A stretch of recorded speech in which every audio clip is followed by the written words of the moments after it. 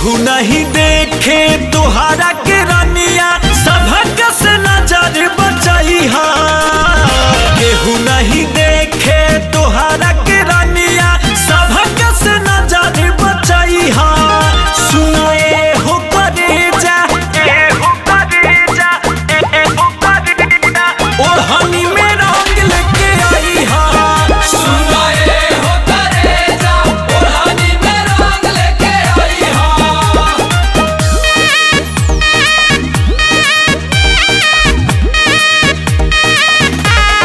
होली है।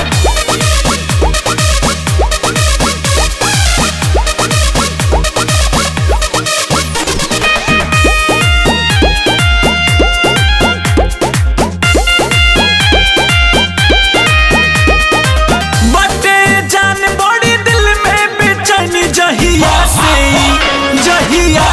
चढ़ल बा फगुनवानु हो आवना बेट ढेर दिना से कनी रानी अब त बना दस फगुनवानु हो सखी घरे जात बानी हम होली खेले